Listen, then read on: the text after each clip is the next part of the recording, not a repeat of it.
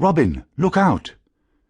The cry came from close behind him, and he dropped to the ground, rolling to his left and coming up in one fluid motion, ready for the attack he knew would come. "Ha! Nice move!" The man was laughing, but a meaty hand swung round viciously, aiming for Robin's neck.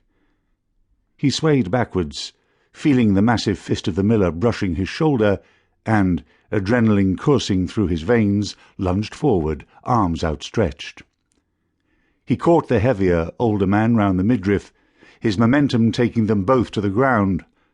Robin landed on top, his forearm pressing down on his opponent's windpipe. "Yield, Miller!" The miller tried to laugh again, gasping as his round face turned purple. "You win! Get off, you daft bastard!" Robin jumped up and spread his arms charismatically, grinning as he looked around at the cheering spectators. "The winner of this bout, Robin Hood!" The adjudicator raised Robin's arm as the people of the village shouted and laughed in congratulations. The big miller, Thomas, smiled through gritted teeth, slapping his young opponent on the back much harder than was needed. "You did well, lad. You've a natural gift for fighting. Maybe one day I'll test you properly. Better watch that temper, though." He walked off, grimacing at his opponent, as the older village men mocked him cheerfully over his defeat.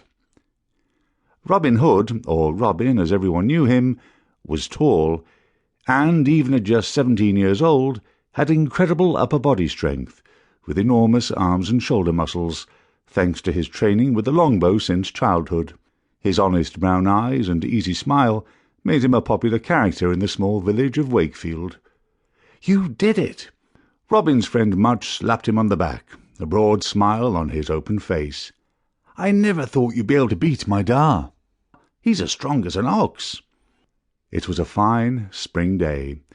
The trees just about filled out with their green covering again, and the May games were well under way. Everyone in the village was dancing, singing, competing in something or other, or simply enjoying the ale and meat the local Lord Thomas, Earl of Lancaster, had provided. The sounds of revelry and smells of food cooking filled the air, as the few skinny local dogs that hadn't been eaten during the recent hard winters mooched around, hoping to find some scraps on the ground. Robin grasped Much's arm, laughing as he looked at his friend. "You're right. I never thought I'd beat him either. One good punch, and he'd have had me. His arms are like tree trunks." He shook his head sheepishly. "I panicked when he almost got me. That's why I just threw myself on him." Despite his modesty, Robin had the speed, agility, and quick thinking to make him more than a match for most of the men in Wakefield. "Aye, that was a wild move.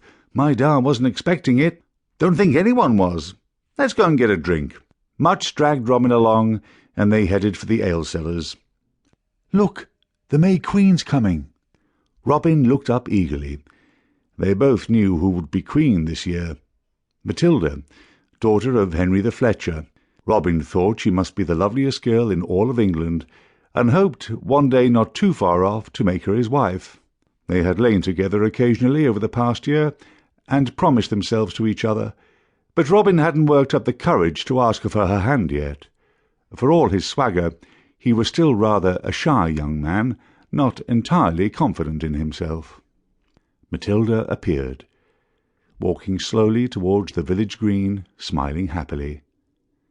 She wore a plain white dress, which accentuated her slim figure, a garland of colourful spring flowers in her strawberry blonde hair, and, when her gaze rested on Robin for a second or two, he felt a small thrill run through him. She was followed by a great black bull, led by 3 jacks in the green, village men in dark brown cloaks, with ornate leaf masks covering their faces. The sword dance began as the small procession reached the centre of the village. Swords were laid on the ground in a 6-pointed star shape. Then the villagers, Matilda included, laughed and whooped as they spun around the steel hexagram, holding hands and swapping partners.